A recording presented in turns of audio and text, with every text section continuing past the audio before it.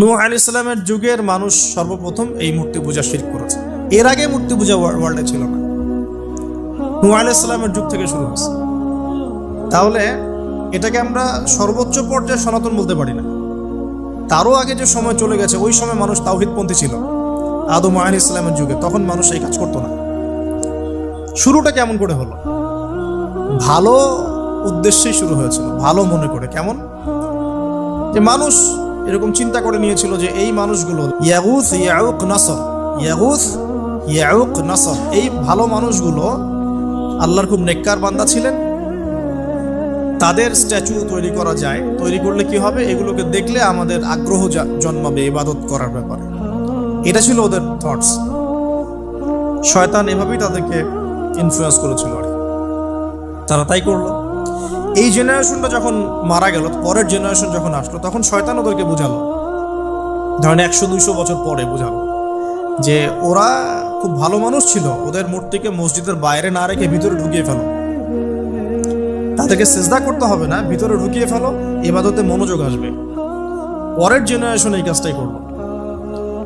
Third জেনারেশনকে শয়তান বোঝালো যে সরাসরি ওদের কাছে চাইলেই হবে, তারা আল্লাহ পাকের অনেক কি আনুগত্য প্রাপ্ত, নৈকট্য প্রাপ্ত বান্দা, সরাসরি তাদের কাছে চাইলেই হবে। আল্লাহর কাছে চাওয়া এখানে চাওয়া একই কথা, ওখানে সিজদা করা এখানে সিজদা করা একই কথা। এখান থেকে শুরু হলো সরাসরি স্ট্যাচু ওয়ার্শিপ। সরাসরি স্ট্যাচু ওয়ার্শিপিং এখান থেকে শুরু হয়েছে। তা আমরা আমাদের হিন্দু ভাই বোন যারা আছেন, আমাদের আশপাশে অমুসলিম ভাই বোন, তাদের প্রতি সম্মান রেখেই এই হিস্ট্রিগুলো পড়তে বলবো আর কি, এবং যুক্তি দর্শনগুলো খুঁজতে বলবো। আসলে কি তারা শুনতে পায়? আসলে কি সে আমার কোনো উপকার করতে পারে? আসলে কি সে আমার কোনো ক্ষতি করতে পারে? আসলে কি সে সৃষ্টিকর্তার প্রতিমূর্তি হতে পারে কিনা? তো আমরা এটা আহ্বান জানাবো, আমরা কারো ধর্মীয় অনুভূতিতে আঘাত করব না। ইসলাম আমাদেরকে এটা শিখায় না। ইসলাম এটা শিখায় যে মানুষকে হিকমার সাথে, প্রজ্ঞার সাথে দাওয়াত দেয়া, যাতে করে তারা জাহান্নামের রাস্তা থেকে ফিরে আসতে পারে।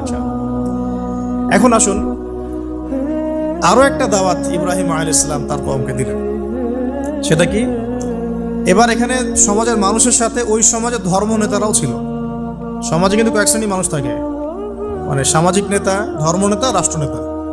তো রাষ্ট্রনেতা পর্যায়ে এখনো ইব্রাহিম আলাইহিস সালাম যান নাই, এখন সমাজ নেতা আর ধর্মনেতা চলছে। এবার ধর্মনেতা আসলো, এসে ধর্মনেতারা তাকে বোঝানোর চেষ্টা করলো যে এই আসমানের তারা, চাঁদ, সূর্য, প্রকৃতি, গাছপালা, এগুলো ইলাহ, এগুলোর ইবাদত করা যায়। এই ঘটনা আল্লাহ রাব্বুল আলামিন সূরা আনআমের মধ্যে বলেছেন। তো ইব্রাহিম আলাইহিস সালামকে তারা দেখাচ্ছে, এটা আরবীয় একটা কাব্যিক ভাষায় কোরআনে এসেছে, চমৎকার ভাষায়, যে ফালাম্মা জান্না আলাইহিল লাইল, যখন তার উপর রাত আচ্ছাদিত হলো, রাআ কাওকাবা, তখন ইব্রাহিম আলাইহিস সালাম কি দেখলেন? আকাশে তারা দেখলেন। ঠিক আছে, তারা দেখলেন। মূর্তি পূজার এখানেই আছে, ধর্মনেতারাও এখানেই আছে। তো তিনি বলছেন হাযা রব্বি, এটা আমার রব। ফালাম্মা ফালা, যখন তারকাগুলো অস্তমিত হলো, ক্বালা লা উহিব্বুল আফিলিন, আমি তো অস্তমিত যাওয়া জিনিসকে পছন্দ করি না। রব তো অস্তমিত যাবে না, এখানেও যুক্তি লাগবে, তো আমার ফিলোসফি লাগবে, আমার এখানে দর্শন লাগবে, এখানে তো আমাকে প্রজ্ঞা দিয়ে বোঝাতে হবে। এটা তো অস্তমিত হয়ে গেল, এটা তো রব হতে পারে না। ফালাম্মা রাআল কামারা বাযিগান, যখন সে চাঁদকে দেখলো জ্বলজ্বল করছে। আর এখনকার চাঁদ দেখা আগের চাঁদ দেখা তো এক না। এখন তো আমরা চাঁদের আলোই খুঁজে পাই না, তখনকার চাঁদ তো অন্যরকম। বাযিগান মানে জ্বলজ্বল করছে। তখন তিনি বললেন হাযা রব্বি, এটা আমার রব। তখন ফালাম্মা ফালা, যখন এটাও অস্তমিত হয়ে গেল, তিনি বলছেন লাইল্লাম ইয়াহদিয়ানি রব্বি লাকুনান্না মিনাল কওমিদ দাল্লিন, আল্লাহ যদি আমাকে হেদায়েত না দেন, তাহলে আমি এই দল্লিনদের অন্তর্ভুক্ত হয়ে যাব। ইব্রাহিম আলাইহিস সালাম বলছেন ফালাম্মা রাআ শামসা বাযিগাতান, যখন এবার সূর্যকে দেখলেন দিনের বেলা, এটা তো আরো বড়। হাযা রব্বি হাযা আকবার, এটা আমার রব, এটা সবচেয়ে বড়। হাযা আকবার, এটা সবচেয়ে বড়। ফালাম্মা আফালাত, এটা যখন অস্তমিত হয়ে গেল, তখন তিনি বলছেন এই কথাটা যে ইয়া কওমি ইন্নী বারিউম মিম্মা তুশরিকুন, হে আমার কওম, তোমরা যেগুলোকে দিয়ে আল্লাহর সাথে শরিক করছো, এখান থেকে আমি আমার চেহারাকে ফিরিয়ে নিলাম। সুবহানাল্লাহ। তখন তিনি এই কথাটা বলেন ইন্নী ওয়াজ্জাহতু ওয়াজহিয়া লিল্লাযী ফাতারাস সামাওয়াতি ওয়াল আরদা হানিফা ওয়া মা আনা মিনাল মুশরিকিন, আমি আমার চেহারাকে ফিরিয়ে নিচ্ছি এই আসমান সমূহ এবং জমিনের সৃষ্টিকর্তার দিকে, এবং আমি মুশরিকদের অন্তর্ভুক্ত নই। ইন্না সলাতি ওয়া নুসুকি ওয়া মাহইয়ায়া ওয়া মামাতি লিল্লাহি রাব্বিল আলামিন। আমার সালাত, আমার কুরবানি, আমার স্যাক্রিফাইস, আমার জীবন, আমার ফুল লাইফ, আমার মৃত্যু সবকিছু কার জন্য? জগৎসমূহের প্রতিপালক আল্লাহর জন্য। লা শারীকা লাহু, তার কোনো শরীক নাই। ওয়া বিযালিকা উমিরতু, এই একনিষ্ঠভাবে তার ইবাদত করার জন্যই আমি আদিষ্ট হয়েছি। ওয়া বিযালিকা উমিরতু ওয়া আনা মিনাল মুসলিমিন, এবং আমি মুসলিমদের অন্তর্ভুক্ত। এই শুরু হলো এবার পুরো স্পষ্টভাবে তাওহীদের ঘোষণা দেয়া। তবে ইব্রাহিম আলাইহিস সালামের এক একটা পদক্ষেপ কি যৌক্তিক না, বৈজ্ঞানিক না, এবং অকাট্য প্রমাণ আছে না, এগুলোকে কিন্তু ভেদ করতে পারছে না তারা। এবার ইব্রাহিম আলাইহিস সালাম চিন্তা করলেন তারা এবার উচিত শিক্ষা দিতে হবে। তবে আগে বলেন এই যে উচিত শিক্ষাটার কথা বলছে, এটা আবার আপনারা খবরদার ভুলেও কোথাও দিতে যায় না, ঠিক আছে? এটা তো সময় আছে। ইব্রাহিম আলাইহিস সালামের সাথে নবী সাল্লাল্লাহু আলাইহি ওয়াসাল্লামের জীবনের মিলের কথা বলছিলাম। নবী সাল্লাল্লাহু আলাইহি ওয়াসাল্লাম মক্কা বিজয়ের আগে কি কখনো মূর্তির গায়ে হাত দিয়েছেন কিনা বলেন? দিয়েছেন?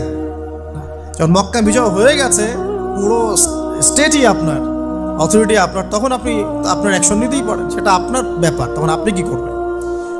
মুহাম্মদ সাল্লাল্লাহু আলাইহি ওয়াসাল্লাম কাবা ঘরে ঢুকে তখন মূর্তি ভেঙেছেন এবং বলেছেন ওয়াকুল জাআল হক ওয়া যাকাল বাতিল ইন্নাল বাতিলা কানা যাহুকা, তাই না? তো ইব্রাহিম আলাইহিস সালাম এবার শিক্ষা দেওয়ার চিন্তা করছেন। তিনি বলছেন যে যখন এরা মেলাতে যাবে, ওই উৎসবে যাবে, তখন আমি এদেরকে দেখে নিব। এটা কুরআন চমৎকারভাবে বলেছে যে إذ قال لأبيه وقومه ماذا تعبدون إفكا آلهة دون الله تريدون فما ظنكم برب العالمين فراغ إلى آلهتهم فقال ألا تأكلون। ইব্রাহিম আলাইহিস সালাম এবার যখন ওরা মেলায় চলে গেছে, যাওয়ার আগে আবার ইব্রাহিম আলাইহিস সালাম বলছিলেন যে ইন্নী সাকিম, আমি হচ্ছি অসুস্থ। আমি কি অসুস্থ? নজর নজরতান ফিন নুজুম, ইব্রাহিম আলাইহিস সালাম রাতের বেলা আকাশের দিকে তাকালেন একবার, তাকিয়ে ওদেরকে বললেন যে ইন্নী সাকিম, আমি অসুস্থ। এটা কৌশল, আমি অসুস্থ, এটা কৌশল। এই কৌশল আবার সব জায়গায় খাটাতে যায় না। তো এবার যখন তারা চলে গেল, ফারাগা ইলা আলিহাতিহিম ফাকালা আলা তাকুলুন, এবার তিনি ওই মূর্তি গৃহ যেটা ওদের, ওখানে ঢুকে বলছেন যে আলা তাকুলুন, তোমাদের কি হলো, খাচ্ছ না কেন? কাদেরকে বলছে এই কথা? মূর্তি, খাচ্ছ না কেন?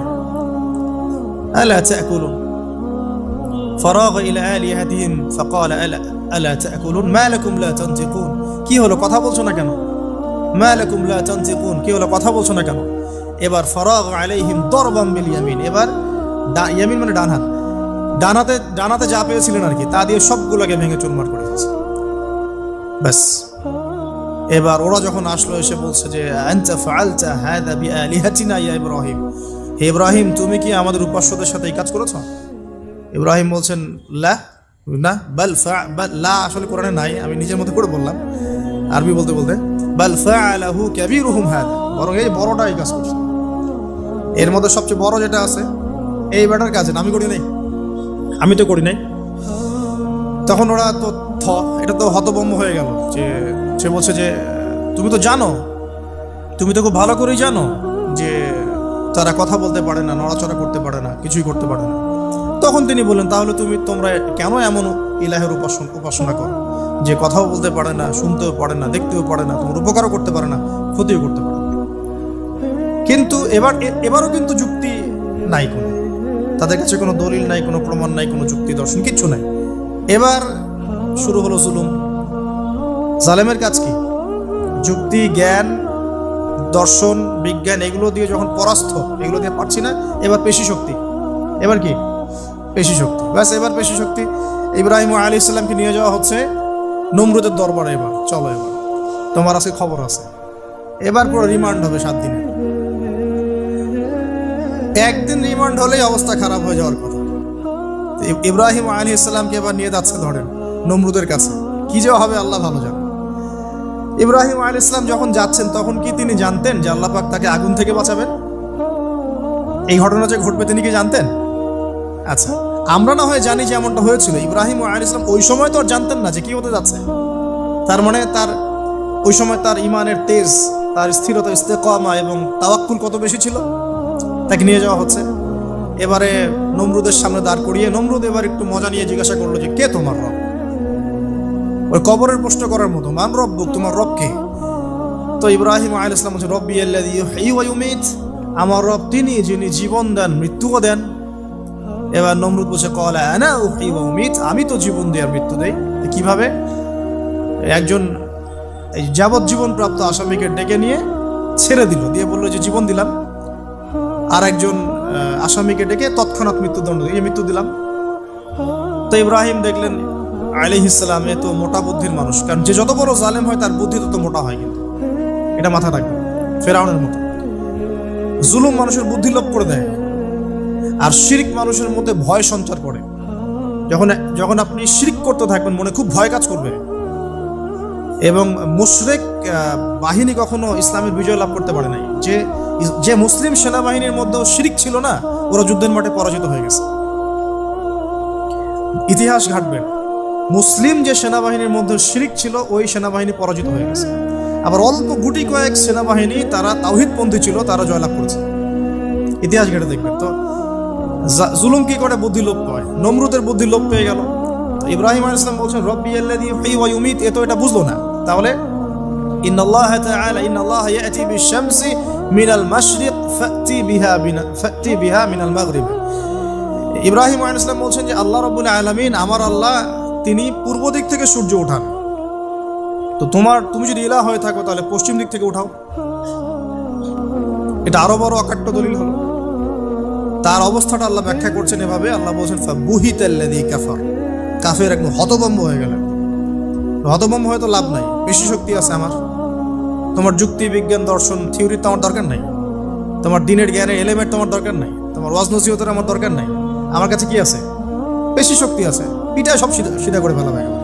বাস ইব্রাহিম আলাইহিস সালামের জন্য বলছে ফাআল হাররিকুহু ওয়ানসুরু আলিহাতাকুম, একে জ্বালায় দাও, পুরায় দাও, একে জ্বালায় পুরায় দাও, তোমাদের ইলাহদেরকে সাহায্য করো।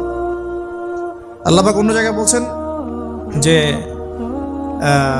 ফাআরাদু বিহি কাইদান ফাজআলনাহুমুল আসফালিন, তারা ইব্রাহিম আলাইহিস সালামকে নিয়ে একটা বিশেষ বড় একটা কৌশল করল। এই কৌশলটা কি ছিল? তাকে অগ্নিকুণ্ডের মধ্যে ফেলে দেওয়ার একটা চেষ্টা করলো, আগুন জ্বালিয়ে রাখলো। বলা হয় 40 দিন, এগুলো হিস্ট্রি বা তাফসীরগুলোতে আসছে, আমি just Quran text to the point বলছি। তো আগুন দাউ দাউ করে জ্বলতে লাগলো, ওই ব্যাবিলন ওখানকার সব মানুষ দেখছে বিষয়টা। ইব্রাহিম আলাইহিস সালামকে ফেলে দেওয়া হবে। দেখেন, যখন ফেলে দেওয়া হবে তখন কি ইব্রাহিম জানতেন যে তিনি আগুনে পুড়বেন না? তিনি তাহলে প্রস্তুত ছিলেন, তিনি তখন জীবন দেওয়ার জন্য প্রস্তুত ছিলেন।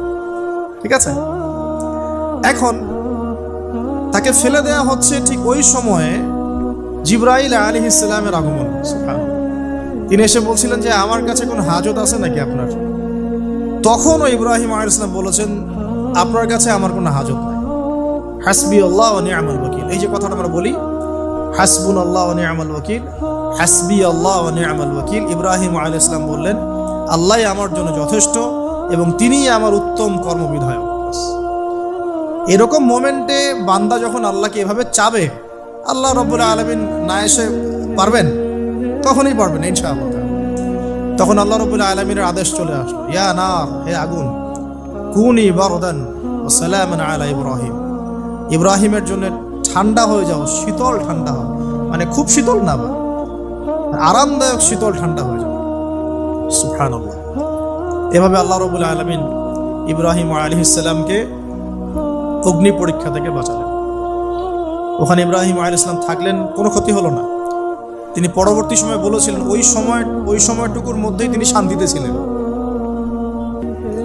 যে বললাম না, অনেকে যে নির্যাতন নিপীড়নের শিকার হয় তারপরে বলে যে ওই সময়টুকুই ভালো ছিল, আল্লাহকে পেয়েছিলাম, তেলাওয়াত বেশি ছিল, তাহাজ্জুদ বেশি ছিল, পরে ফিতনার যুগে চলে আসছি। তো এই হলো অগ্নি পরীক্ষা।